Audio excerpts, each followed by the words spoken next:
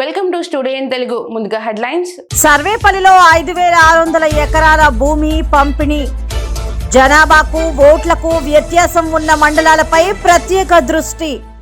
Super 6 హామీల గురించి ప్రజలకు వివరణ.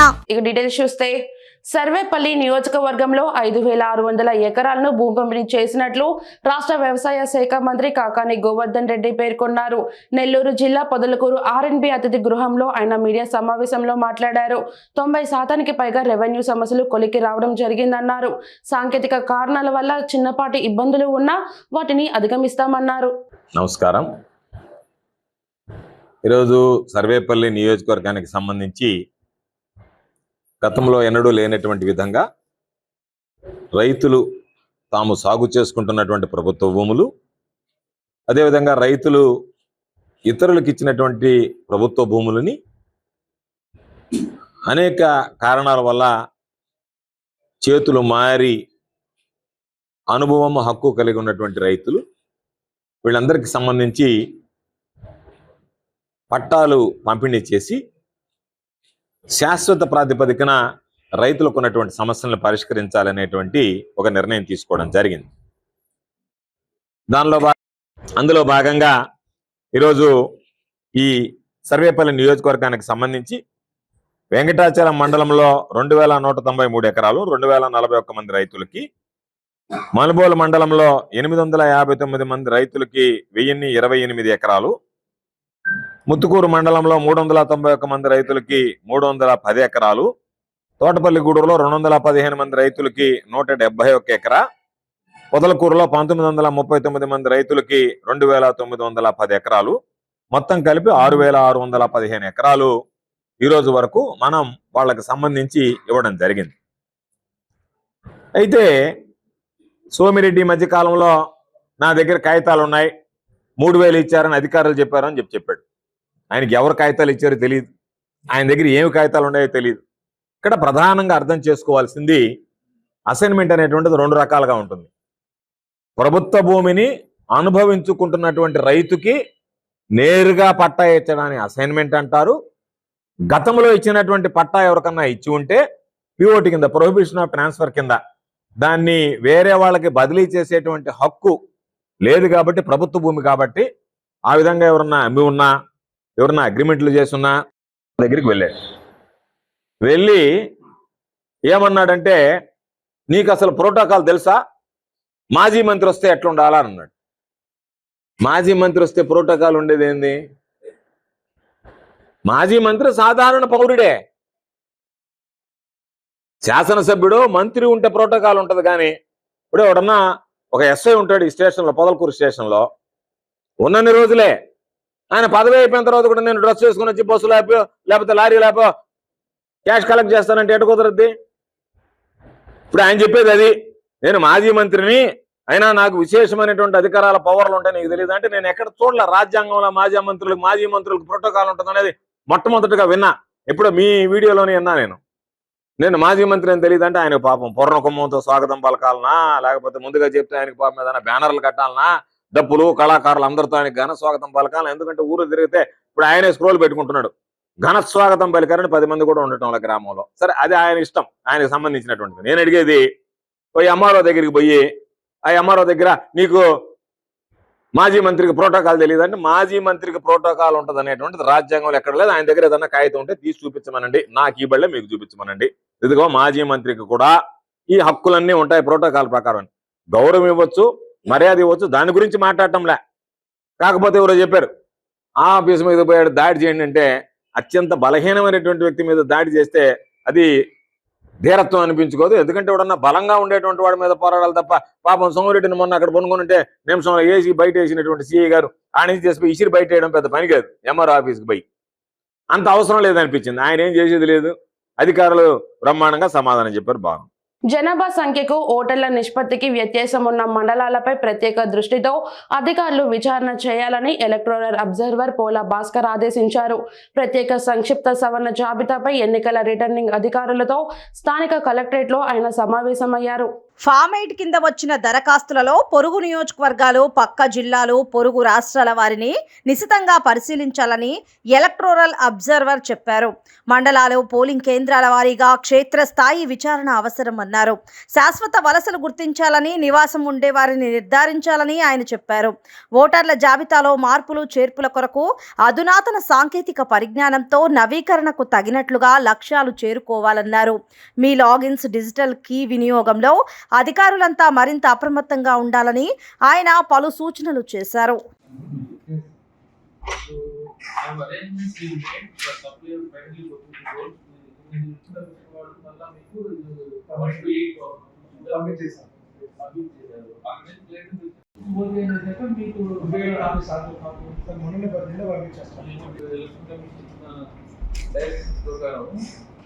ఈ విజిల్ ప్రాసెస్ మొదలయ్యాక అంటే 27/10/2023 మనం పబ్లిష్ చేసాం డ్రాఫ్ట్. అప్పటి నుంచి ఇప్పుడు దాకా వచ్చిన కంప్లైంట్స్ అన్ని కూడా ఎంక్వైరీ చేసి అవన్నీ కూడా యాక్షన్ చేయడం జరిగి ఉండాలి. సిఇఓ గారికి ఏదైతే పంపించారో నాకు ఒక కాపీ నెల్లూరు జిల్లా ఏఎస్పేట తహసీల్దార్ కార్యాలయంలో ఏసీబీ అధికారులు సోదాలు నిర్వహించారు.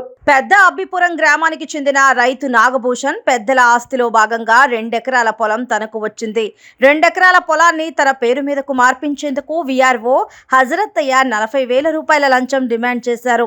లంచం ఇచ్చుకోలేని రైతు నాగభూషణ్ రావు ఏసీబీ అధికారులను ఆశ్రయించారు. తహసీల్దార్ కార్యాలయంలోనే రైతు నుండి 20,000 రూపాయలు లంచం తీసుకుంటూ ఉండగా వీఆర్ఓ హజరత్తయ్యను ఏసీబీ అధికారులు రెడ్ హ్యాండెడ్ గా పట్టుకున్నారు. వీఆర్ఓపై కేసు నమోదు చేసి రిమాండ్కు తరలించారు. గజపతి నగరం జాతీయ రహదారిపై కాంప్లెక్స్ సమీపంలో వాహన తనిఖీలలో ఒక కారులో పడ్డబడ్డ గంజాయి. కారులో తరలిస్తున్న 19 గంజాయి ప్యాకెట్లు, వాటి విలువ సుమారు 50 లక్షల వరకు ఉండవచ్చునని అంచనా. గంజాయితో పాటు 27,000 రూపాయల నగదు, 3 సెల్ ఫోన్లు, గంజాయి తరలిస్తున్న కారును స్వాధీనపరుచుకున్న గజపతి నగరం పోలీసులు కారులో గంజాయి తరలిస్తున్న 3 వ్యక్తులను అదుపులోకి తీసుకుని పోలీసులు కేసు నమోదు చేశారు. తెలుగుదేశం పార్టీ జాతీయ ప్రధాన కార్యదర్శి నారా లోకేష్, పడవల మహేష్ సంయుక్త సహకారంతో మంగళగిరి పట్టణ చిరు వ్యాపారులకు చేయూతనివ్వడం జరిగింది. లబ్ధిదారులు నారా లోకేష్ కు, పడవల మహేష్ కు కృతజ్ఞతలు తెలిపారు. తోపుడు బళ్ళు 12, టిఫిన్ బళ్ళు 10, ప్లాట్ఫామ్ రిక్షాలు 8, ఇస్త్రీ బండి 1 ఎమ్మెల్సీ పంచుమర్తి అనురాధ పంపిణీ చేశారు. కులమతాలకు అతీతంగా నారా లోకేష్ సేవా కార్యక్రమాల అమలు చేస్తున్నారు. ఉపాధి కోసం మంగళగిరి నియోజకవర్గంలో నారా లోకేష్ అందిస్తున్న బళ్ళు ఆయా కుటుంబాల జీవనోపాధికి ఎంతగానో దోహదపడుతున్నాయి. అందరికీ నమస్కారం.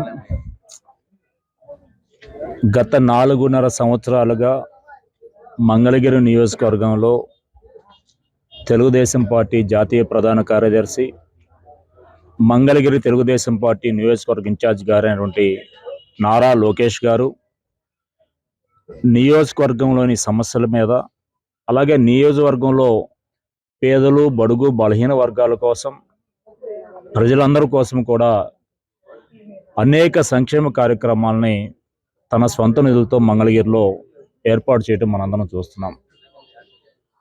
అన్న క్యాంటీన్లు ఏర్పాటు చేయడం కానివ్వండి, అలాగే మంగళగిరి, తాడేపల్లి పట్టణాల్లో హాస్పిటల్స్ ఓపెన్ చేసి వైద్య సహాయం అందించడం, మందులు ఉచితంగా ఇవ్వటం, అలాగే దుగ్గిరాల మండలంలో సంజీవిని రథాన్ని ప్రవేశపెట్టి అన్ని గ్రామాలకు కూడా వైద్య సహాయాలు అందించడం, అలాగే పేదలకి, ముఖ్యంగా చిన్న చిన్న వ్యాపారస్తుల కోసం ఇస్త్రీ బండ్లు, రిక్షా బండ్లు, అలాగే టిఫిన్ బండ్లు, అలాగే హెయిర్ సెలూన్ వారికి వారి పనిముట్లు, అలాగే వెల్డింగ్ వారికి వెల్డింగ్ మిషన్లు, గోల్డ్ స్మిత్ వారికి గోల్డ్ స్మిత్ సంబంధించిన పరికరాలు, ఇలా అలాగే ఎక్కడ మంచినీటి అవసరం ఉన్నా కూడా ట్యాంకర్ల ద్వారా సప్లై చేయటం, ఎక్కడ రోడ్లు బాగుండిపోయినా కూడా రోడ్లను సొంత నిధులతో ఏర్పాటు చేయటం, ఇలా చెప్పుకుంటూ పోతే దాదాపుగా 27 సంక్షేమ కార్యక్రమాలని నారా లోకేష్ గారు మంగళగిరిలో గత 4.5 సంవత్సరాల పైచిలకు నుంచి కూడా ఆయన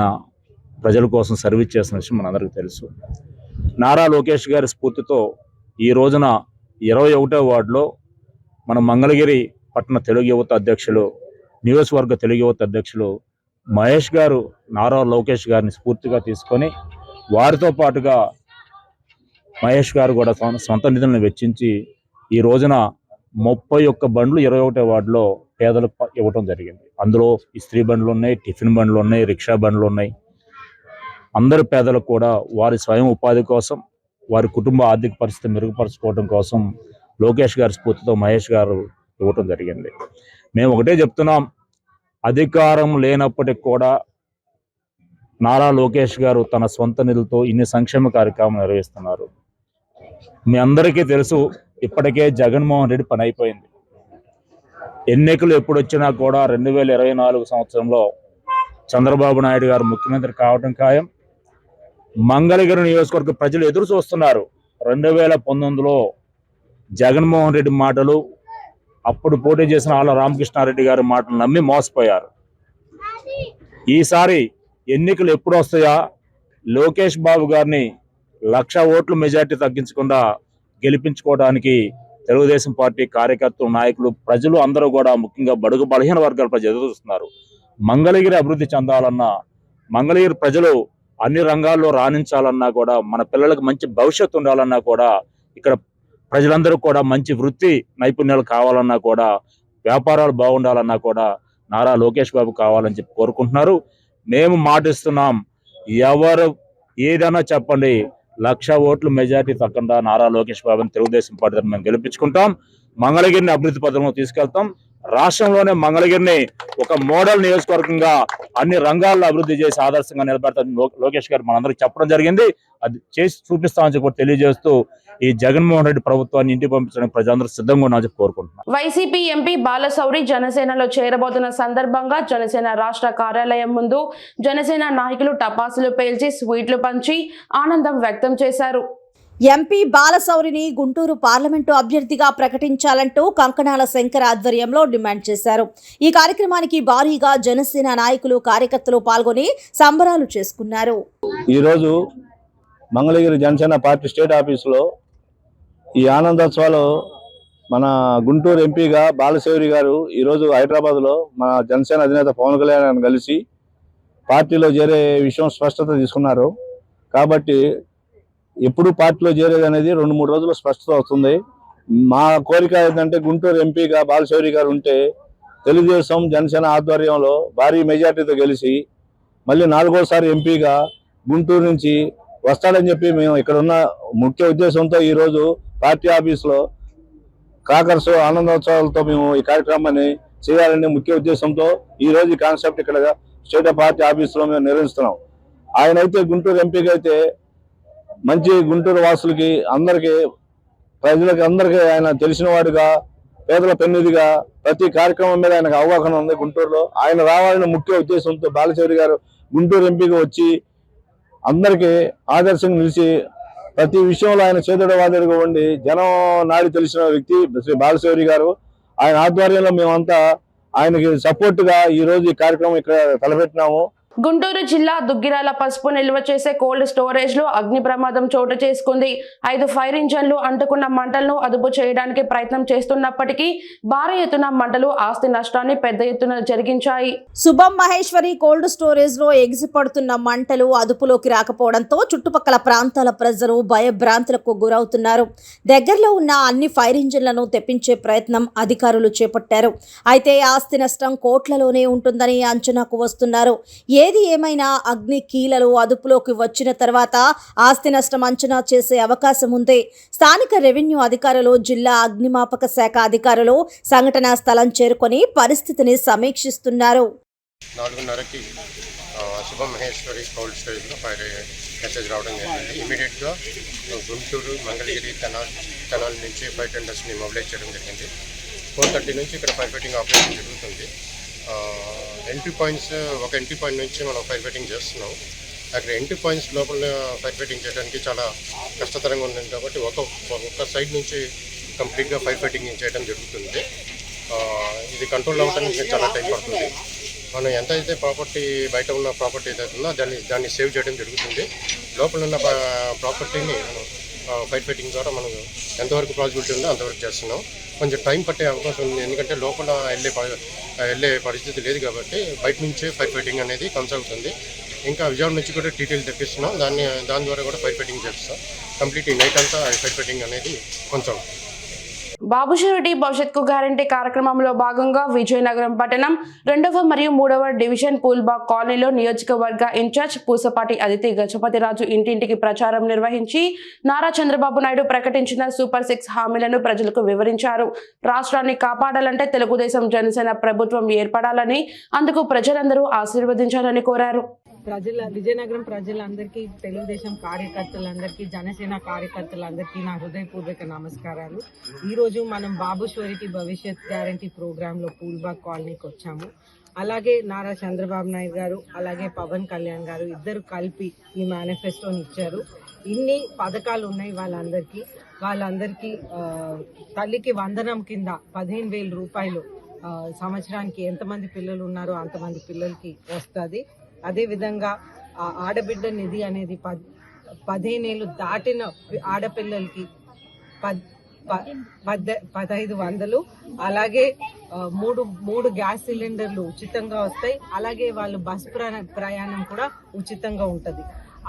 వాళ్ళు ఎక్కడ కావాలంటే అక్కడికి డిస్ట్రిక్ట్లో వెళ్ళొచ్చు, రామ్ తీర్థాలకి వెళ్ళి రావచ్చు. ఇవన్నీ ఉచితంగా వస్తాయి వాళ్ళకి. అదేవిధంగా ఇంటింటికి కొలాయి మంచినీళ్ళు ఇస్తారు. అదేవిధంగా మనకి 20 లక్షల ఉద్యోగాలు రాష్ట్రాన్ని మొత్తంకి తీసుకొస్తారు. ఎవరికైతే ఉద్యోగాలు లేవో వాళ్ళకి నిరుద్యోగ వృత్తి అనేది 3,000 ఇవ్వటం జరుగుతుంది. 2-3 వార్డులకు విచ్చేసిన అదితి మేడం గారికి మా హృదయపూర్వక నమస్కారాలు. అలాగే మా వార్డు కమిటీ వాళ్ళకి, ఇక్కడికి వచ్చిన ప్రతి ఒక్కరికి కూడా నా హృదయపూర్వక నమస్కారాలు. ఐవీపీ రాజు గారికి, మొత్తం ఇక్కడికి వచ్చిన పెద్దలకి అందరికీ నా హృదయపూర్వక నమస్కారాలు. అయితే ఈ రోజు ఈ 5 సంవత్సరాలు వచ్చి ఈ వైఎస్ఆర్ గవర్నమెంట్ ఏం చేసిందని నేను అడుగుతున్నాను. కిందటిసారి గవర్నమెంట్ మేము ఉండేటప్పుడు తెలుగుదేశం గవర్నమెంట్ లోని మొత్తం మా 2వ వార్డులోని మొత్తం అన్ని వర్కులన్నీ మేమే చేసుకున్నాము.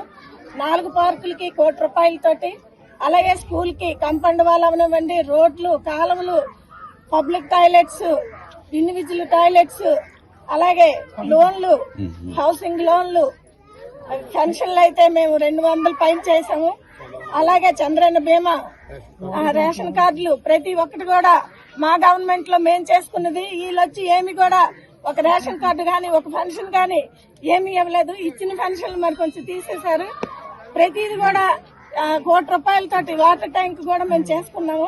రాష్ట్ర ప్రభుత్వం అంగన్వాడీల వేతనాల పెంపుదల చేస్తూ వెంటనే ప్రకటన చేయాలని, సమస్యలను పరిష్కరించాలని కార్మిక ప్రజా సంఘాల నాయకులు డిమాండ్ చేశారు. రాష్ట్ర ప్రభుత్వం అంగన్వాడీల సమస్యలు పరిష్కరించాలని కోరుతూ జనవరి 17 నుంచి విజయవాడలో ప్రాణాలకు తెగించి అంగన్వాడీలు చేస్తున్న నిర్వాధిక నిరాహార దీక్షలకు మద్దతుగా రాష్ట్ర వ్యాప్త పిలుపు మేరకు Srikakulam day and night bridge వద్ద కార్మిక సంఘాలు, ప్రజా సంఘాల ఆధ్వర్యంలో రాస్తారోకో కార్యక్రమం నిర్వహించారు. అప్పటికే అక్కడ భారీగా మోహరించిన పోలీసులు రాస్తారోకోలో పాల్గొన్న సిఐటియు జిల్లా ప్రధాన కార్యదర్శి పి తేజేశ్వరరావు, ఏఐటియుసి జిల్లా ప్రధాన కార్యదర్శి ఏ షణ్ముఖరావు, రైతు సంఘం జిల్లా కార్యదర్శి కె మోహన్ రావు, శ్రామిక మహిళా జిల్లా కన్వీనర్ కె నాగమణి, ఐద్వా జిల్లా కన్వీనర్ ఏ లక్ష్మితో పాటు 13 మందిని పోలీసులు బలవంతంగా అరెస్ట్ చేసి 2వ పట్టణ పోలీస్ స్టేషన్ కు తరలించారు. ఈ సందర్భంగా కార్మిక ప్రజా సంఘాల నాయకులు మాట్లాడుతూ రాష్ట్ర వ్యాప్తంగా 1,10,000 మంది అంగన్వాడీ అక్క చెల్లెమ్మలు గత 40 రోజులుగా పోరాటం చేస్తున్నా ప్రభుత్వం స్పందించకపోవడం దుర్మార్గమని విమర్శించారు. అంగన్వాడీ తాలూకా సమస్యలు పరిష్కారం చేయాలని చెప్పి జనవరి 17వ తేదీ నుండి AP anganwadi workers and helpers యూనియన్తో పాటు ఇతర 3 సంఘాల ఆధ్వర్యంలో నిర్వాధిక నిరాహార దీక్షలు చేస్తున్నారు. ఈ నిర్వాధిక నిరాహార దీక్షల మద్దతుగా ఈరోజు ఏఐటీసీ, ఐఎఫ్టీతో పాటు ఇతర ఉద్యోగ, కార్మిక, ఉపాధ్యాయ సంఘాలన్నీ కలిపి ఈరోజు Srikakulam day and night bridge దగ్గర రాస్తారోకో కార్యక్రమం చేపట్టడం జరిగింది. ఈరోజు అంగన్వాడీ తాలూకా సమస్యలు పరిష్కారం చేయాలని కోరితే రాష్ట్ర ప్రభుత్వం పోలీసులు అక్రమంగా అరెస్ట్ చేసి నిర్బంధాలను విధించడం సిఐటిగా తీవ్రంగా ఖండిస్తున్నాం. అరెస్టుల నిర్బంధాలతో ఉద్యమాలు ఆపలేరని చెప్పి ప్రభుత్వాన్ని హెచ్చరిస్తున్నాం. ఇప్పటికైనా సరే తెలంగాణకు అదనంగా వేతనాలు పెంచుతామని ముఖ్యమంత్రి ఇచ్చిన హామీని వెంటనే అమలు చేయాలి. సుప్రీంకోర్టు తీర్పు ప్రకారం గ్రాట్యుటీ అమలు చేయడంతో పాటు అంగన్వాడీ యూనియన్తో రాష్ట్ర ప్రభుత్వం వెంటనే చర్చలు జరిపి సమస్య పరిష్కారం చేయకపోతే మాత్రం రాష్ట్ర వ్యాప్తంగా అంగన్వాడీ లక్షలాది మంది వీధుల్లోకి వచ్చి పోరాటం చేయాల్సిన పరిస్థితి వస్తుందని చెప్పి ప్రభుత్వాన్ని హెచ్చరిస్తున్నారు.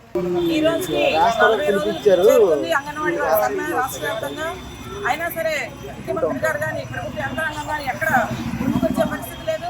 అందుకని చెప్పి 40 రోజులై అంగన్వాడీ అక్క చెల్లెలు పండగ కనుక పప్పు కనుక రోడ్డు మీద ఉంటే అందరూ ముఖ్యమంత్రి గారు మాత్రం 2 కోట్లు ఖర్చు పెట్టుకొని మంచి రాజమౌళి లాంటి సెట్టింగ్ వేసుకొని అందులో పండుగ సంబరాలు బ్రహ్మాండంగా చేసుకున్నారు. అంగన్వాడీ వాళ్ళు మీ ఓటర్లు కాదా మీ కాదని అడుగుతున్నాం. వెంటనే ముఖ్యమంత్రి గారు స్పందించి అంగన్వాడీ డిమాండ్స్ ఏవైతే ఉన్నాయో తెలంగాణ కంటే 1000 రూపాయలు అదనంగా ఇస్తామన్నారో అది వెంటనే ఇవ్వాలని చెప్పేసి మేము ప్రత్యేకంగా డిమాండ్ చేస్తా ఉన్నాం. లేదంటే రానున్న 2-3 రోజుల్లో పెద్ద ఎత్తున రాజధాని ఉద్యమాన్ని ఉధృతం చేస్తామని చెప్పి మేము ప్రభుత్వాన్ని హెచ్చరిక చేస్తా ఉన్నాం. నా పేరు కే నాగమణి, స్థానిక మహిళా కన్వీనర్. లోకేష్ కు మాకు ఎటువంటి భేదాలు లేవని, బీజేపీ షెడ్యూల్ వల్ల ఆయన మమ్మల్ని కలవడం ఒక్కరోజు వెనుక ముందు కావచ్చు, అంత మాత్రాన విభేదాలు ఉన్నట్లు కాదు. ఆయన గెలుపుకు పనిచేసేందుకు మేము సిద్ధంగా ఉన్నామని అన్నారు. జనసేన పార్టీ మంగళగిరి నియోజకవర్గ ఇన్ఛార్జ్ చిల్లపల్లి శ్రీనివాసరావు, మేము ఎప్పటికీ మా అధినేత పవన్ కళ్యాణ్ అడుగు జాడల్లో నడుస్తామని, పవన్ కళ్యాణ్ ఆదేశాలతో పార్టీకి అంకిత భావంతో పనిచేస్తున్న తరుణంలో ఇలాంటి దుష్ప్రచారం చేస్తున్నారు. తప్పుడు ఆరోపణలు ప్రచారం చేయాలంటే వాటికి సంబంధించిన పూర్తి ఆధారాలతో నిరూపించాలన్నారు. తప్పుడు ఆరోపణలు కాదు, కేవలం వైసీపీని రాష్ట్రం నుంచి తరిమేయాలన్నదే తమ ప్రధాన అజెండా అని, అభ్యర్థి ఎవరనేది తమకు ముఖ్యం కాదని, కేవలం వైసీపీపై మాత్రమే తమ పోరాటం, కలిసి పనిచేయాలనే దృఢమైన సంకల్పంతో ముందుకు పోతున్నాం. కావాలనే దుష్ప్రచారం చేయిస్తున్నారు. రాబోయే ఎన్నికల్లో ఉమ్మడిగా పోరాటం చేసేందుకు సిద్ధం. మంగళగిరి అభివృద్ధి కోసం కలిసి పనిచేస్తామన్నారు. ఇవన్నీ కూడా ఎవరెవరో ఏదో మాట్లాడుకున్నారు తప్పితే మాకైతే అండర్స్టాండింగ్ ఉంది. లోకేష్ గారు కానీ మాకు కానీ ఎటువంటి ఇది లేదు. ఎందుకంటే ఆయన రాష్ట్ర నాయకుడు, నేను ఒక నియోజకవర్గ ఇన్ఛార్జిని. ఆయన రాష్ట్రంలో చాలా బాధ్యతలు ఉంటాయి. దాన్ని ఆయన నివర్తించే దాంట్లో ఒకరోజు వెనక ముందులో వచ్చి కలవటం తప్పితే మేము పనిచేయడానికి సిద్ధంగా ఉన్నాం. ఎవరికి ఇప్పుడు లోకేష్ గారు అవ్వచ్చు, ఇంకోటి అవ్వచ్చు, మేము జనసేన పార్టీ పూర్తిగా ఈ వైసీపీ పార్టీని పారదోలేదానికి మేము కంకణ బుద్ధిలో ఉన్నాం. అంతేగాని గ్యాప్ ఎక్కడ లేదు. ఎందుకంటే ఆయన రాష్ట్ర నాయకులు కాబట్టి ఆయనకుండే కొన్ని పనులు ఉంటాయి. దాన్ని బట్టి మేము కూడా అంటే కొన్ని సర్దుకుపోతూ ఉంటాం. మాకు కూడా కొన్ని పనుల వల్ల మేము కొన్ని కార్యక్రమాల్లో పాల్గొన్నాం, కొన్నిట్లో పాల్గొనలేకపోయాం.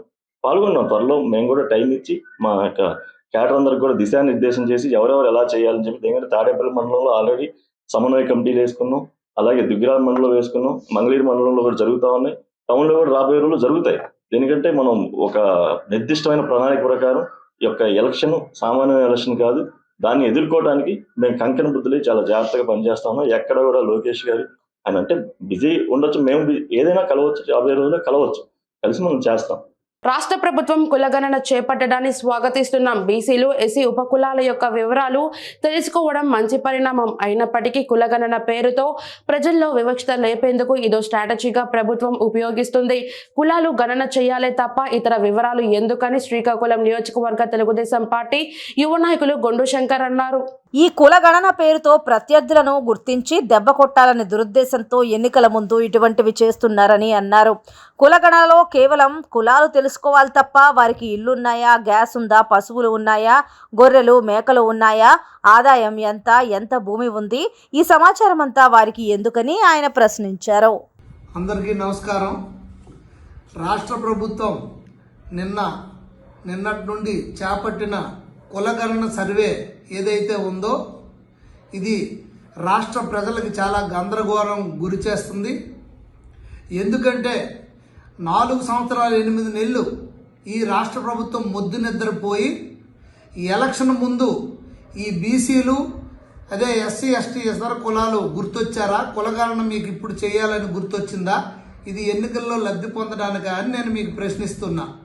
ఇంత హడావుడిగా చేస్తే ఓ పక్క సిగ్నల్ లేక యాప్లు ఓపెన్ అవ్వని పరిస్థితి, ఏం జరుగుతుందో తెలీదు. ఈ కార్యక్రమాన్ని ప్రణాళిక బోర్డు, అలాగే బీసీ సాంఘిక సంక్షేమ శాఖ, అలాగే గ్రామ సచివాలయాలు, వార్డు సచివాలయాలు కలెక్టర్ గారి ఆధ్వర్యంలో జరగాలి. కానీ దీనికి గ్రామ సచివాలయ సిబ్బందితో పాటు వాలంటీర్లు, వైసీపీ వాళ్ళు నామినేట్ చేసిన వైసీపీ కార్యకర్తలు ఎవరైతే వాలంటీర్లు ఉన్నారో వాళ్ళతోని మీరు ఇది చేయించడం ఎంతవరకు సర్వే చేయించడం అనేది నేను ప్రశ్నిస్తున్నాను. మీరు సర్వేలో ఏంటి కులగణన అంటే బీసీల్లో ఉన్న కులాలు ఉపకులాలు, ఎస్సీల్లో ఉన్న కులాలు ఉపకులాలు, అలాగే ఎస్టీల్లో ఉన్న కులాలు ఉపకులాలని మీరు గణన చేయాలే తప్పితే మీరు ప్రతి ఇంటికి వెళ్ళి మీ ఆస్తులు ఎంత, మీకు ఎంత భూమి ఉంది, కోళ్ళు ఎన్ని ఉన్నాయి, గొర్రెలు ఎన్ని ఉన్నాయి, మేకలు ఎన్ని ఉన్నాయి, మీది సొంత ఇల్లా, డూప్లెక్సా లేదా మామూలు ఇల్లా, ఇవన్నీ మీరు డీటెయిల్స్ అడుగుతున్నారంటే మీరు దేనికోసం? దీనివల్ల ప్రజలు గందరగోళం చెంది భయాందోళనకు గురవుతున్నారు. చాలామంది ప్రజలు ఆక్షేపణ చేస్తున్నారు. గతంలో కూడా ఇలాంటి సర్వేల పేరుతో మీరు సర్వేలు చేసి ఎంతోమంది లక్షలాది మంది పెన్షన్లు కానీ అలాగే సంక్షేమ పథకాలని రద్దు చేశారు. ఇంకా ఎటువంటి పన్నులు వేయబోతున్నారు, ఈ డీటెయిల్స్ తీసుకొని ఇంకే పన్నులు ప్రజల నెత్తిన మోపబోతున్నారని ప్రజలు భయాందోళనతో చెందుతున్నారు.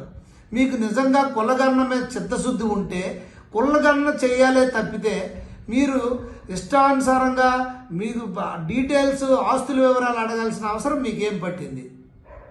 ఇంతకుముందు మీరు హౌస్ హోల్డ్ మ్యాపింగ్ చేశారు. దాంట్లో అక్కడికి వెళ్ళిన వెంటనే ప్రతి ఇంటి యొక్క ప్రతి ఒక్కరి వివరాలు వస్తాయి. ఇంకెవరైనా కొత్తగా యాడ్ అయితే వాళ్ళని తీసుకొని వాళ్ళ పేర్లు నమోదు చేసుకొని కులాలు నమోదు చేసుకోవాల్సింది పోయి మీరు ఇలాంటి లేనిపోని భయాందోళన సృష్టించి ప్రత్యర్థుల్ని మీరు టార్గెట్ పెట్టి ఏదో భయపెట్టి బ్లాక్మెయిలింగ్ చేసి ఎలక్షన్లో లబ్ధి పొందాలని చూస్తున్నారే తప్పితే కానీ మీకు కులగణన మీద చిత్తశుద్ధి లేదనేది అనిపిస్తుంది. కనుక రాష్ట్ర ప్రభుత్వం కులగణన తప్పితే ఇంకేది చేసినా మేమే ఎలక్షన్ కమిషన్ దగ్గరికి వెళ్ళి కంప్లైంట్ ఇవ్వడానికి కూడా మేము వెనుకాడమని కూడా రాష్ట్ర ప్రభుత్వాన్ని హెచ్చరిక చేస్తూ ఈ కులగణన అనేది పారదర్శకంగా సచివాలయ సిబ్బంది అలాగే ప్రణాళిక సంఘం అలాగే సాంఘిక సంక్షేమ శాఖ వాళ్ళ ద్వారానే చేపట్టాలని ఈ వాలంటీర్లను దూరంగా పెట్టాలని మేము డిమాండ్ చేస్తున్నాం. నా పేరు గొండు శంకర్, నేను ఉమ్మడి శ్రీకాకుళం జిల్లా సర్పంచుల సంఘం అధ్యక్షుడిని. అయోధ్య బాలరామయ్య ప్రాణ ప్రతిష్ఠ మహోత్సవ సందర్భంగా శ్రీ లక్ష్మీ చెన్నకేశవ స్వామి దేవస్థానంలో మొదటి రోజున అఖండ హనుమాన్ చాలీస సంకీర్తన పారాయణం శ్రీ లక్ష్మీ చెన్నకేశవ స్వామి వికాస తరంగని మహిళల సమక్షంలో స్వామివారికి అంగరంగ వైభవంగా జరిగింది. ఈ కార్యక్రమంలో మహిళలు కాషాయపు వస్త్రాలతో హనుమాన్ చాలీసాను పారాయణం చేశారు. ఈ కార్యక్రమాన్ని ఆలయ ప్రధాన అర్చకులు శ్రీమాన్ అప్పనాచారి దగ్గరుండి పర్యవేక్షించారు. మహిళలు పెద్ద సంఖ్యలో పాల్గొన్నారు. తెలుగుదేశం హయాంలోనే బీసీల సంక్షేమమని మాజీ ఎమ్మెల్యే ముత్తుముల అశోక్ రెడ్డి అన్నారు. ప్రకాశం జిల్లా గిద్దలూరు నియోజకవర్గం మాగుటూరు గ్రామంలో బాబు షూరిటీ భవిష్యత్కు గ్యారంటీ కార్యక్రమం నిర్వహించారు. ముత్తుముల సమక్షంలో వైసీపీని వీడి మాగుటూరు యాచవరం గ్రామాల బీసీ కుటుంబాలు టీడీపీలో చేరాయి. రాష్ట్రంలో బీసీల సోదరుల సంక్షేమం తెలుగుదేశం ప్రభుత్వంతోనే సాధ్యమని గిద్దలూరు టీడీపీ ఇన్ఛార్జ్ ముత్తుముల అశోక్ రెడ్డి తెలిపారు. బాబు షూరిటీ భవిష్యత్తుకు గ్యారంటీ కార్యక్రమంలో భాగంగా అర్ధవీడు మండలం మాగుటూరు గ్రామంలో పర్యటించిన అశోక్ రెడ్డి ఇంటింటికి తిరిగి టీడీపీ జనసేనల ఉమ్మడి మేనిఫెస్టోలోని అంశాలను ప్రజలకు మహిళలకు వివరించారు. వెంకటగిరిలో జరిగిన రా కదిలిరా కార్యక్రమాన్ని విజయవంతం చేసిన పార్టీ నాయకులు కార్యకర్తలకు సూళ్లూరుపేట నియోజకవర్గ టీడీపీ ఇన్ఛార్జ్ నెలవల సుబ్రహ్మణ్యం ధన్యవాదాలు తెలియజేశారు. నాయుడుపేట పట్టణంలోని ఆయన నివాసంలో పార్టీ నాయకులతో కలిసి చంద్రబాబు నాయుడు రా కదలిరా కార్యక్రమం విజయవంతంపై మీడియా సమావేశం నిర్వహించారు. ఈ సందర్భంగా నెలవల సుబ్రహ్మణ్యం మాట్లాడుతూ ముఖ్యమంత్రి జగన్మోహన్ రెడ్డి రాష్ట్రంలోని దళితుల పట్ల ముసలి కన్నీరు కారుస్తున్నారన్నారు.